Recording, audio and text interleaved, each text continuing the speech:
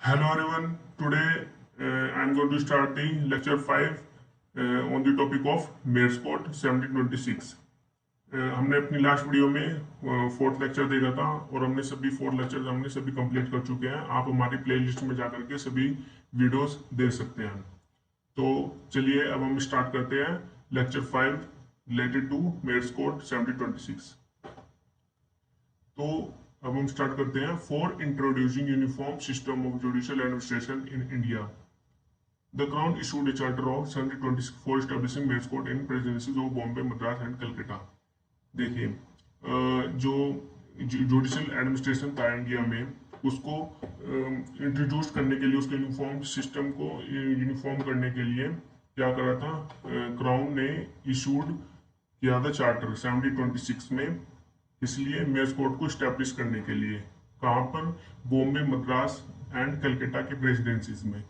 ठीक है, ये प्रेसिडेंसीज थी, इनके अंदर इन्होंने मेयर्स कोड को स्टैब्लिश करने के लिए चार्टर इशू किया था 1726 में। ये आपको अच्छे से याद रखना है। तो अब हम इसके रीजन को देखते हैं, इनके सभी रीजंस को कि इसको स्टैब्लिश क्यों किया गया था। ठीक है, यहाँ पर मैंने अपने रीजन 5 में दिए हुए हैं, इनको आप अच्छे से रीड कर लीजिए। ठीक है, वैसे मैं आपको हर एक वीडियो में आपको प्रोवाइड करा देता हूँ सभी, जितने भी ये मैं आपको इन नोट्स में आपको प्रोवाइड करा देता हूँ। यहाँ पर वीडियो के डिस्क्रिप्शन में आप देख सकते हैं और अच्छे से पढ़ भी सकते हैं वीडियो को देखने के बाद में। ठीक है, इससे आपको अच्छे से क्लियर हो जाएगा, सभी टॉपिक आपको क्लियर हो जाएंगे। सभी वीडियोज में मैंने ऐसे दिया हुआ है। ठीक है, उनको जरूर देख लेना और रीड जरूर कर लेना। तो चलिए हम इसके रीजंस को देखते हैं। फर्स्ट रीजन हमारा, the judicial administration prevailing in the three presidencies was unsatisfactory. जो हमारी प्रेसिडेंसीज थी, जो भी हमने देखा था प्रेसिडेंसी कौन कौन सी थी हमारी, बॉम्बे, मद्रास एंड कलकत्ता, इन तीनों प्रेसिडेंसीज में जो हमारा जुडिशियल एडमिनिस्ट्रेशन था वो प्रिवेल अच्छे से नहीं कर रहा था, वो अनसेटिस्फैक्टरी था। वो मतलब कि पब्लिक सेटिस्फाई नहीं हो रहा था। ठीक है, उससे सेटिस्फाई नहीं थे वे, इसलिए वो अनसेटिस्फैक्टरी था। और सेकंड रीजन हमारा, इसलिए as the growth of the company's trade was increasing in India, the population of Britishers was also includes, and subsequently more cases were coming to the court for decisions. देखिए, जो ये हमारा company थी, company का trade धीरे धीरे increase हो रहा था। ठीक है, और बहुत ज्यादा इंक्रीज होने लग रहा था, और इससे जो ब्रिटिशर्स थे वो हमारे इंडिया में मतलब कि आ रहे थे। ब्रिटिशर्स कहाँ से, इंग्लैंड से। इस वजह से पॉपुलेशन भी ज़्यादा हो गई थी, और पॉपुलेशन होने के बाद हमारे जो यहाँ इंडिया में केस है वो ज़्यादा बढ़ गए थे। ठीक है, केसेस तो बढ़ेंगे अगर पॉपुलेशन बढ़ेगी तो।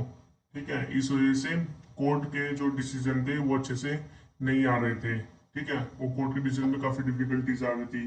ठीक है, वो बायसनेस भी होती काफ़ी। इस वजह से मेयर कोर्ट को स्टैब्लिश किया गया था। इसका ये दूसरे रीजन है। थर्ड रीजन हमारा, the company wanted that the court power of court should be tried by some competent authority to settle uniform judicial administration.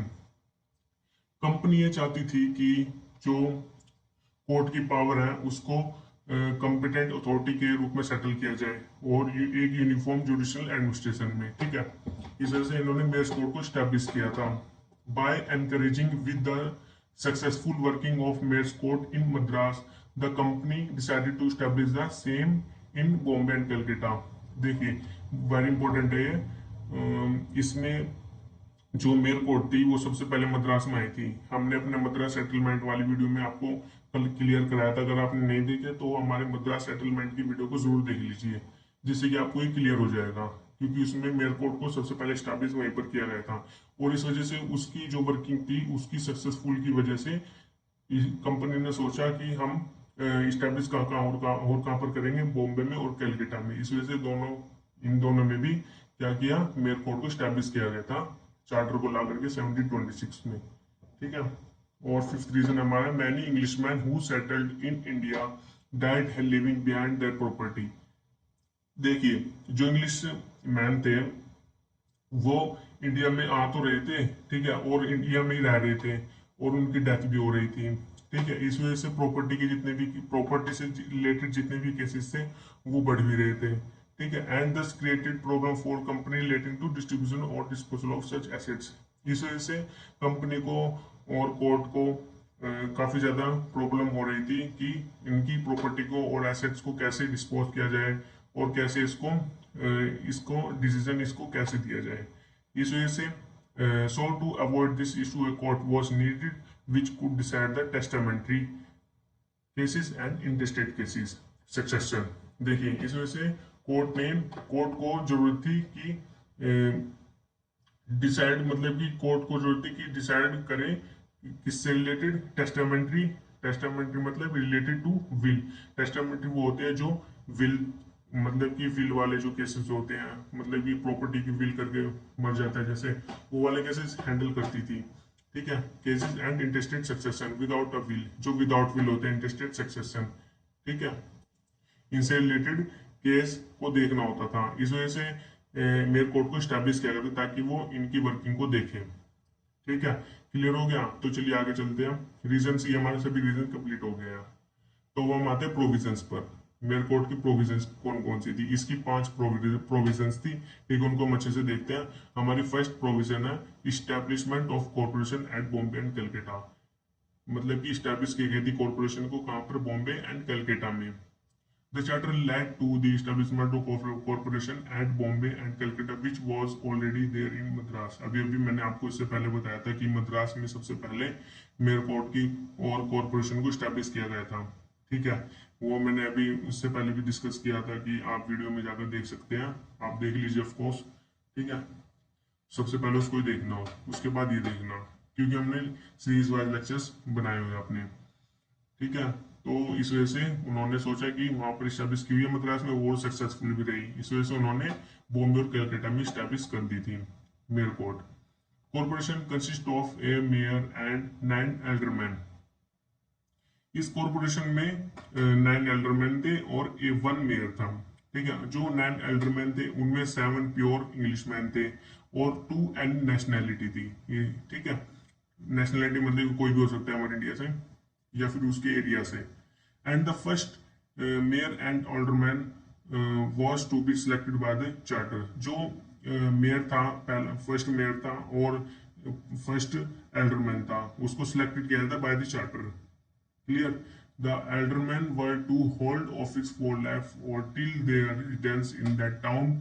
जो एल्डरमैन था, एल्डरमैन को मतलब कि अपने ऑफिस को होल्ड करके रखना था कब तक? जब तक वो उसकी लाइफ है। ठीक है, लाइफ टाइम के लिए।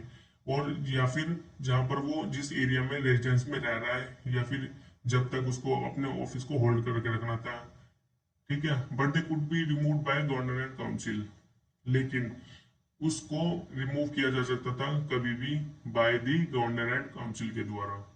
ठीक है, गवर्नर एंड काउंसिल उसको रिमूव कर सकती थी कभी भी। सेकंड हमारा प्रोविजन आता है अब हमारा मेयर कोर्ट इन प्रेसिडेंसी टाउन। जो मेयर कोर्ट थी वो प्रेसिडेंसी टाउन में स्टैब्लिश थी।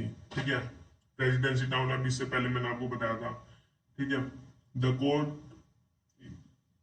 The court was empowered to decide the civil cases. देखिए, जो ये कोर्ट थी, कोर्ट को सिविल केसेस डिसाइड करने के सिर्फ अथॉरिटी थी। ठीक है, ये सिर्फ सिविल केसेस डिसाइड कर सकती थी। कौन सी? Mayor court. मेयर कोर्ट सिर्फ सिविल केसेस डिसाइड कर सकती थी, आपको ध्यान रखना है। Mayor court mayor together with 2 English alderman form the quorum.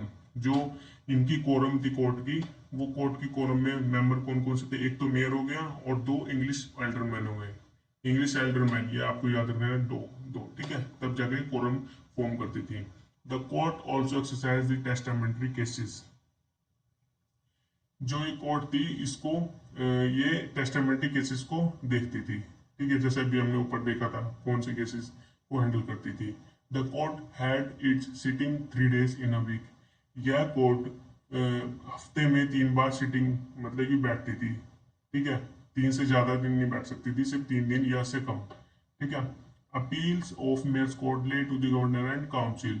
जो इसकी मेयर कोर्ट की अपील थी वो कहां पर जाती थी? गवर्नर एंड काउंसिल के पास। Okay, clear? But in cases above the value of 1000 pagodas appeal lay to the king in council. लेकिन गवर्नर काउंसिल के पास हो जाती थी। लेकिन अगर 1000 पैगोडास से ऊपर हो गया ठीक है, ये 1000 पैगोडाज एक गोल्ड सिक्का होते थे, मतलब कि सिक्के टाइप के होते थे, उनको पैगोडाज बोला जाता था। आप उसको नेट से सर्च कर सकते हैं, पैगोडाज आखिर है क्या चीज सी, किस चीज के कैसे दिखते थे। आप नेट से आपको वहां पर आपको अच्छे से मटेरियल मिल जाएगा और फोटोज भी आपको प्रोवाइड हो जाएगी, उससे आपको क्लियर हो जाएगी कि पैगोडाज आखिर है क्या। क्लियर। तो 1000 पैगोडाज से ऊपर हो जाती थी तो उसकी अपील कहाँ जाती थी, किंग इन काउंसिल में। ये हमारा सेकंड प्रोविजन हो गया। थर्ड प्रोविजन हमारा crime and punishment. Crime and punishment से रिलेटेड है। There was no criminal jurisdiction in mayor's court. अभी भी हमने बताया था कि ये सिविल केसेस को देखती थी, क्रिमिनल केसेस के अंदर इसकी कोई जुडिस्डिक्शन नहीं थी। It only use to handle civil and testamentary cases. ये सिर्फ सिविल और टेस्टामेंट्री केसेस को ही देखती थी। ठीक है, लेकिन जो क्रिमिनल केसेस होते थे उनको कौन देखता था। देखिए, जो पैटी जो छोटे मोटे क्रिमिनल केसेस होते थे वो किसकी जुरिस्डिक्शन में थे, गवर्नर एंड 5 सीनियर मेंबर्स, इनकी इनको अपॉइंट किया जाता था। किसको देखने के लिए, पैटी क्रिमिनल ऑफेंस को देखने के लिए। पैटी जो छोटे मोटे क्राइम होते थे, ठीक है। They could arrest person accused of crime and punish them for petty offences. ये देखिए, ये मतलब कि पनिश भी कर सकती थी ओनली सिर्फ पैटी ऑफेंसेस, क्रिमिनल से रिलेटेड। ठीक है। और हमारा फोर्थ आता है jury trial in criminal cases. Jury trial, jury trial ये भी क्रिमिनल केसेस को देखती थी। ठीक है, इसको हम देखेंगे अभी। इसके टू टाइप की होती थी, पेटी जूरी और grand jury. Jury has always remained an important institution in criminal administration in England.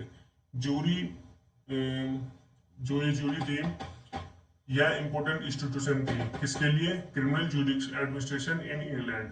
ये क्रिमिनल इंस्टीट्यूशन से रिलेटेड थी और ये एडमिनिस्टर थी इन इंग्लैंड में। The Charter of 1726 provided that the criminal cases in presidencies should be decided with the help of grand jury and petty jury. जो charter था 1726 ये प्रोवाइड करता था कि ग्रैंड जूरी और पैटी जूरी की हेल्प से ये क्रिमिनल केसेस को डिसाइड करती थी इन दी प्रेसिडेंसीज। जो अभी हमने प्रेसिडेंसी देखी थी कौन सी थी, बॉम्बे, कलकत्ता और मद्रास। ठीक है, इनमें ये हेल्प करती थी क्रिमिनल केसेस को हैंडल करने में। कौन का हेल्प करती थी, ग्रैंड जूरी और पैटी जूरी। अब देखते हैं ग्रैंड जूरी और पैटी जूरी है क्या। ग्रैंड जूरी मतलब कि इनके मेंबर होते थे। ठीक है, ये एक किस्म से कोर्ट ही थी दोनों। ठीक है, एक पैटी जूरी कोर्ट होगी, एक ग्रैंड जूरी कोर्ट होगी। ग्रैंड जूरी में 23rd पर्सन होते थे, ठीक है, मेंबर ही मान लीजिए। And handle the big cases. देखिए 23rd पर्सन इसमें होते थे, ठीक है, जो अपने डिसीजन सुनाते थे। एंड बिग केसेस को हैंडल करती थी, जो बड़े बड़े केसेस होते थे क्रिमिनल से रिलेटेड। ठीक है, जो पैटी जूरी थी ये पैटी ऑफेंस को देखती थी, पैटी क्रिमिनल ऑफेंसेस को। और इसके अंदर मेंबर डिफाइन नहीं थे कि इसमें कितने भी मेंबर हो सकते थे। क्लियर, पैटी जूरी में ये पैटी क्रिमिनल ऑफेंस को देखती थी। अब हमारा आता है fifth provisions. Legislative power under the Charter. The Charter of 1726 empowered governor and council of each presidency to make bylaws, rules for the regulation of this corporation. दो जो हमारा चार्टर था 1726 इसको शूट करने के बाद गवर्नर और काउंसिल को ये पावर एम्पावर्ड कर दिया गया था कि वह प्रेसिडेंसीज में लॉज बना सकती थी और रूल्स को भी बना सकती थी। लॉज और रूल्स को मतलब कि फ्रेम कर सकती थी वहां पर। ठीक है, रेगुलेट कर सकती थी और कॉर्पोरेट कर सकती थी वहां पर। ठीक है, governor council was empowered to decide punishments for those who disobey the laws and rules. जो गवर्नर काउंसिल थी वह एम्पावर्ड मतलब कि डिसाइड करती थी, पनिशमेंट भी दे सकती थी। ठीक है, पनिशमेंट को डिसाइड कर सकती थी अगर कोई लॉज को वायलेट करता है, ठीक है, या फिर रूल्स को वायलेट करता है, ठीक है, तो वो पनिश कर सकती थी। और आ गया था हमारा डिफरेंस। ये हमारा सभी जो हमारे रीजंस थे और जो हमारे प्रोविजंस थे वो कंप्लीट हो गया। अब हमारा आता है difference between the charter of 1686 and charter of 1726। इसके बीच में क्या डिफरेंस है, क्योंकि हमने सेटल मद्रास वाले में देखा था, मद्रास सेटलमेंट में 1686 में वहां पर भी मेयर कोर्ट थी, और 1726 में जो हम कर रहे हैं मेयर कोर्ट, इसमें भी मेयर कोर्ट है। इन दोनों में क्या डिफरेंस है, इन दोनों में डिफरेंस देखते हैं हम। 1686 में जो थी ये कंपनीज कोर्ट के अंडर में थी, ठीक है। लेकिन जो 1726 का मेन कोर्ट है इसके अंदर क्राउन कोर्ट के अंडर में है ये, ठीक है। लेकिन 1686 की कोर्ट जो मेन कोर्ट है वो वो मतलब कि दोनों ही केस देख सकती थी, कौन कौन से, सिविल और क्रिमिनल दोनों केसेस। लेकिन जो 1726 मेन कोर्ट है वो सिर्फ ओनली सिविल केसेस को देख सकती है, जैसे हमने ऊपर बताया आपको, ठीक है। वो थर्ड हमारा आता है could not decide the testamentary cases, ये टेस्टामेंट्री केसेस को नहीं देख सकती थी। लेकिन यह टेस्टामेंट्री केसेस को देख सकती है। कौन टेस्टामेंट्री कौन सी होती है, जो बाय विल, जो विल वाली प्रॉपर्टी से रिलेटेड हो गए हैं, ठीक है। विल करते हैं ना प्रॉपर्टी की, तो उसको कहते हैं, ठीक है, उसको डिसाइड कर सकती थी। लेकिन ये नहीं कर सकती डिसाइड टेस्टामेंट्री केसेस। और फोर्थ हमारा अपील टू एडमिरल्टी कोर्ट, इस कोर्ट की अपील कहा जाती थी एडमिरल्टी कोर्ट में, जैसे कि हमने इससे पहले वाले वीडियो में देखा एडमिरल्टी कोर्ट कौन सी होती है। और जो 1726 में इसकी अपील कहा जाती थी appeal to the governor and council and for the king in council. ये यहाँ पर काइंड लिखा हुआ है, इसको बाय मिस्टेक हो गया यहाँ पर, ये यहाँ पर किंग आएगा, जी लिख देना यहाँ पर, ठीक है। इसकी अपील कहाँ पर जाती थी, governor council and king in council. तो किंग इन काउंसिल में तब जाती थी जब 1000 पैगोडाज से ऊपर हो जाता था, तो अब ये किंग इन काउंसिल में जाती थी इसकी अपील, ठीक है। वैसे तो गवर्नर काउंसिल में जाती थी, ठीक है। और फिफ्थ हमारा था कंसिस्टेड ऑफ 12 एल्डरमैन, इसमें 12 एल्डरमैन थे, ठीक है। लेकिन इसमें थे 9 एल्डरमैन 1726 में। लेकिन इसमें 12 मेंबर में जो इस वाले में आता है 1686 में, इसमें 3 should be pure English man and 9 is any nationality, ठीक है। इसमें ये मेंबर होते थे, अपॉइंट किए जाते थे। लेकिन 1726 में एल्डरमैन थे जो, इसमें 7 प्योर इंग्लिश मैन थे और 2 एनी नेशनैलिटी थी, क्लियर। इसमें इस तरह से मेंबर्स अपॉइंट किए जाते थे। तो ये हमारा difference between the charter of 1686 charter of 1726 हो गया हमारा, ये वाला भी हमारे प्रोविजंस भी हो गए और रीजंस भी हो गए। तो आज का हमारा लेक्चर यहीं पर कंक्लूड होता है।